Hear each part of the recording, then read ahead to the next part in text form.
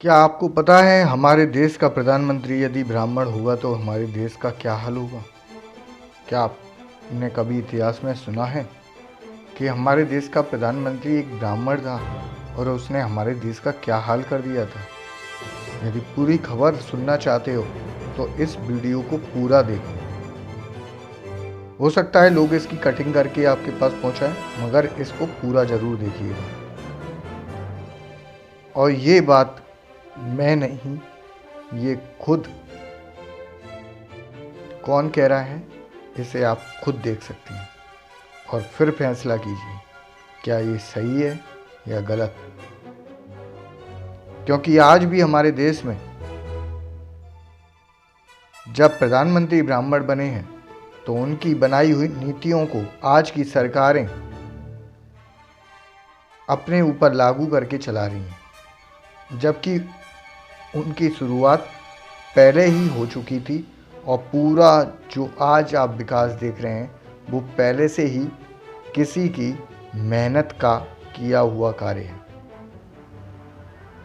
आइए पहले ये रिपोर्ट देखते हैं। अंग्रेजों ने एक कानून बनाया सन 1860 में इस देश में। उस कानून का नाम रखा इंडियन इनकम टैक्स एक्ट, आपकी आमदनी पर कर लेने का कानून। दुनिया के इतिहास में पहली बार भारत से यह शुरू हुआ, आमदनी पर कर लेने का कानून, इनकम पर टैक्स लेने का कानून। हिंदुस्तान के इतिहास में मैंने बहुत ढूंढा, कोई एक राजा ऐसा नहीं मिला जिसने कभी इनकम पर टैक्स लगाया। इस देश में तो ऐसे राजा हुए जो कहा करते थे कि इनकम को कभी भी टैक्स मत लगाओ, टैक्स लगाना है तो खर्चे पर लगाओ, एक्सपेंडिचर पे लगाओ। एक महान व्यक्ति हुए इस देश में जिनका नाम था आचार्य चाणक्य। संयोग से वो इस देश के प्रधानमंत्री बन गए और उन्होंने प्रधानमंत्री बनते ही एक व्यवस्था की कि किसी पर कोई कर नहीं होगा।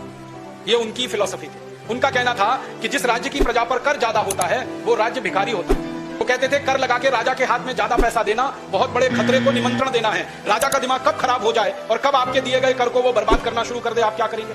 इसलिए कहते थे पैसे लोगों के हाथ में रहने चाहिए, समाज के पास रहने चाहिए, राजा के पास कम से कम पैसे आने चाहिए, इसलिए कर कम से कम होना चाहिए। तो उन्होंने ये व्यवस्था दी थी। परिणाम जानते हैं क्या हुआ?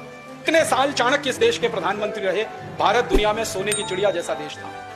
तो देखा आपने, एक ब्राह्मण जो कि चाणक्य किस तरीके से पूरे देश को सोने की चिड़िया बना दिया था। इसी तरह से आज भी कुछ लोगों को डर लगता है कि भारत में यदि ब्राह्मण प्रधानमंत्री बन गया तो ये अखंड भारत फिर से सोने की चिड़िया बन जाएगा, क्योंकि इसलिए इन्हें बावन बुद्धि भी कहा जाता है। जय हिंद, जय भारत। लाइक कीजिएगा, शेयर कीजिएगा और ज़्यादा लोगों तक इसे ज़रूर पहुंचाइएगा, क्योंकि ये उन लोगों के मुंह पे तमाचा है जो लोग ब्राह्मण विरोधी हैं। जय श्री राम।